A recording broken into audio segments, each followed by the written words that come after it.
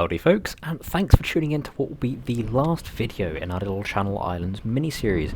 Now, you find us at Guernsey Airport just about to catch our flight home. Although this flight had a few little quirks, which we'll explain in just a second.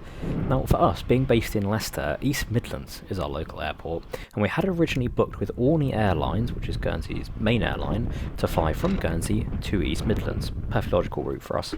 Now, a few weeks before we were supposed to fly, we had an email saying that flight had actually been cancelled and that we needed to be rebooked onto a flight that was going into Birmingham instead. Now, the rebooking was actually pretty straightforward, although we ended up sitting on the left-hand side of this aircraft rather than the right, like we originally had with Aurigny. Now, this ended up being a little bit of a fail, as all the good stuff out the window was on the right-hand side as we take off. So we do apologise for the lack of the views out the window as we take off there. Now, you'll also have noticed that this airplane is all white, and not in the Aurigny livery like the one out the window here. And that's because this rescheduled flight was being operated by Jump Airways. Now, that's not an airline that either of us had heard of at the time, and it turns out that Jump Air is actually a Lithuanian charter company operating on behalf of Aurigny for this flight, and this is just one of two aircraft that they operate. Now, the aircraft itself was a little bit rough around the edges, but the crew were very friendly, and the flight was only an hour, so there wasn't really any chance to get uncomfy. So we'll leave you for the departure here, and we'll jump back in a little bit later.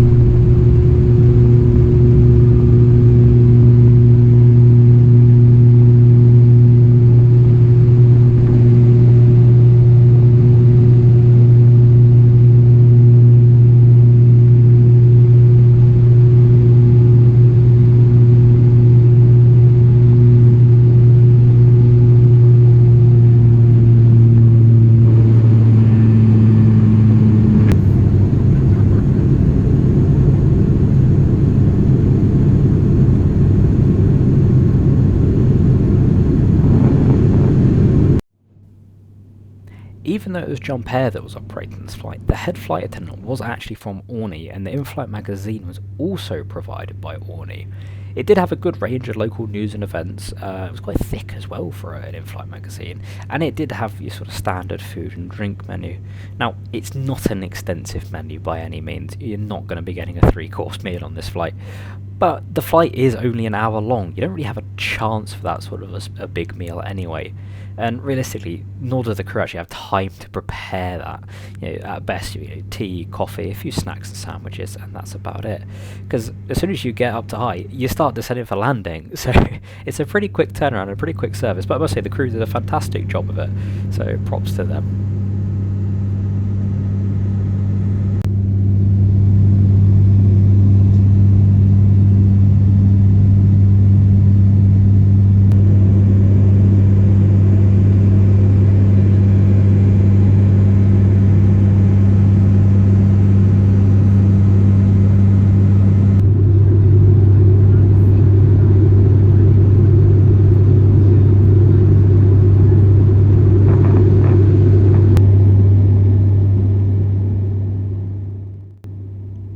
This flight wasn't particularly busy, maybe around 60% full at a push, so it was nice and quiet throughout. And despite the glorious weather that we'd had in the Channel Islands over the course of the week, as soon as we were over the UK, it was cloudy. This little bit of land in front of the propeller now that was it. That's all we saw of the UK.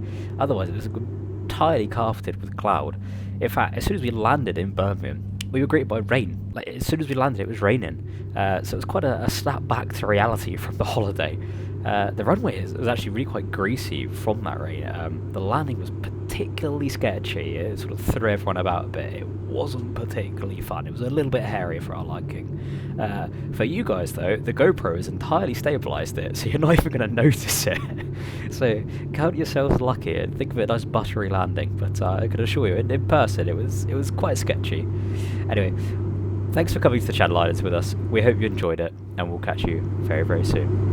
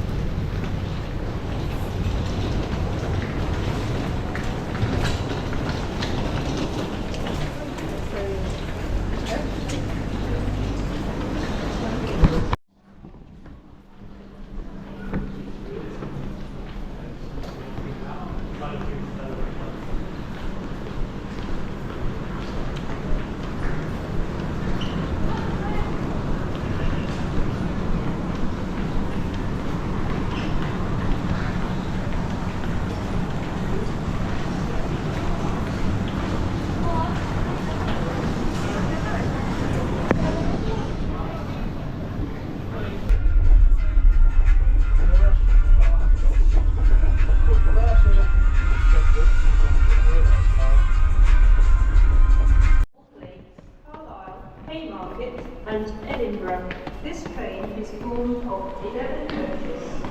Due to a short platform, passengers from Haymarket should board the front 9 coaches. Behind the shop